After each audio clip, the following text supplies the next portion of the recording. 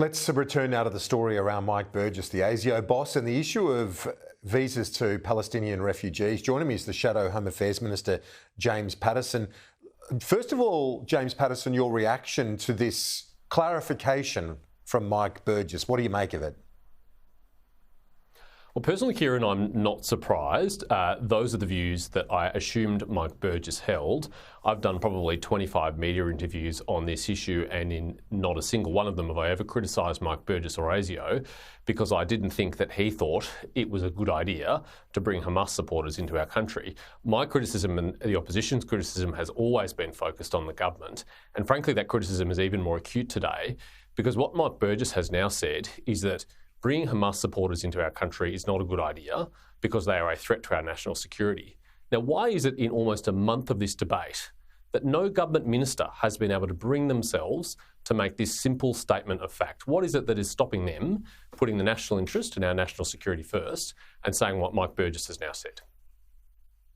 Is it a little too late for Mike Burgess, though, to clarify the comment? Should he have done it immediately? Because when you say rhetorical support on the one hand would not preclude a visa for someone coming out of Gaza, but now liking a tweet in support of Hamas would.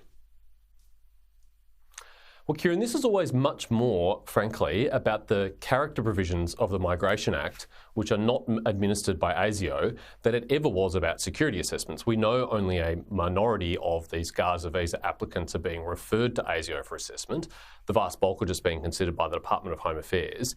And it's up to the government to say, which the Prime Minister has been unable to, that supporting a terrorist organisation violates the character provisions of the Migration Act, and we will not grant you a visa if you support Hamas. And if you've come to our country and you express support from us, we'll cancel your visa and we'll deport you from the country under the character provisions of the Migration Act. Now, none of that is a matter for Mike Burgess. None of that is a matter for ASIO. They don't administer that act. The government does, and they're responsible for coming out and clarifying that position. Given Mike Burgess has said this, though, does it reassure you that this is the way the agency, the security agencies, look at this matter, look at this area, and look at the individuals that are allowed to come here? I've never had any doubt about ASIO or Mike Burgess that they would always do their job.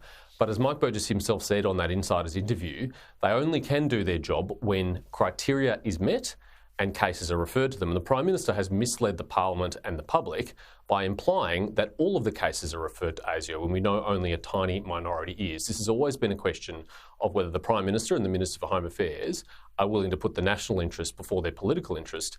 And they've been tested on this repeatedly and have failed that test. I mean, why couldn't they have said clearly in question time when asked repeatedly, we're not going to bring terrorism supporters into our country? That's such a simple thing that any Australian government, left or right, Labor or Liberal, should have been able to commit to. But just on Mike Burgess, and I know you don't want to criticise him, but he's saying his original comments were distorted.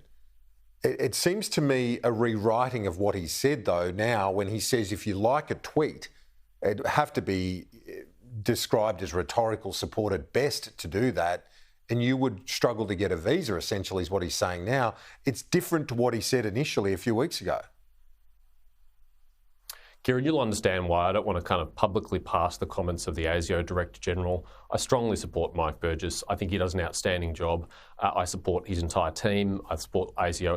It's a wonderful organisation that does very important work in the national interest and for our national security. And it's not in our country's interest for them to be politicised. And that's why I am very disappointed that the Prime Minister tried to use Mike Burgess as a political shield. He tried to hide behind ASIO. He should have just been upfront and taken responsibility from the very beginning. On the comments made by your colleague Andrew Wallace, the Deputy Chair of the Parliamentary Committee on Intelligence and Security, on the program earlier, he said he wouldn't be surprised if a number of the cohort already in Australia on visas, on tourist visas, will end up in immigration detention. Do you share that view? I think that is a risk for two reasons. One is because the government has improperly granted them tourism visas. Now, the conditions of accepting a tourism visa, or applying for a tourist visa, is that you only intend to visit and stay temporarily and you don't intend to return. Well, Tony Burke and others in the government have already said that none of these people are going back. Therefore, effectively, they've violated the provisions of the visa that they're on, and normally there would be consequences for that. It's up to the government whether they're going to enforce the provisions of the tourism visas. The second issue is, what are we going to do if we do identify anyone who is a security risk now that they're here, or if they violate the character provisions and their visas need to be cancelled? Well, in the normal course of events, they would be taken to immigration detention pending deportation. But there is a live question about whether or not they can be deported at all, given Tony Burke and others are saying they can't go back. And all of this comes back to the original sin of the government in this issue, which is tourism visas were never the appropriate visa to grant these people. They should have been taken to a third country where they could be removed from danger but assessed carefully, as we did in Syria, Afghanistan, for their security and identity, and also whether they met the criteria for refugee humanitarian protection. Bringing them on shore means they are now a very difficult cohort to deal with.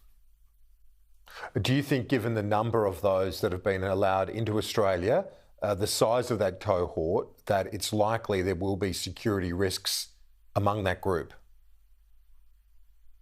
I'm worried both because of the size and because of the rush in granting these visas that could happen. I mean, when you spend an average of 24 hours and in some instances as quickly as 1 hour granting a tourist visa to someone fleeing a war zone controlled by a terrorist organisation, that increases the risk that mistakes are made and that people who slip through who we would never intend to bring into our country. And this all comes back to the rushed, risky and reckless approach the government has taken from the beginning on this issue. So from the get-go, if you were the minister, what would have happened? How would you have done it? How would you have responded to the pressure to provide some humanitarian support? Well, I think that the case study is there in history, and that is the Syria cohort and the Afghanistan cohort. I mean, in the case of Syria, the National Security Committee of Cabinet met many times and deliberated over this very carefully. And when they reached a landing point, the Prime Minister, then Tony Abbott, was able to stand up and say, this is how many people we're going to bring in, about 12,000. This is the cohorts that we're targeting, persecuted minorities. And this is the process that we're going to have for assessing them for security, identity, and the validity of their claim for refugee and humanitarian status. And they put in place a process that took about a year to resolve, and they were criticised at the time for not doing it more quickly.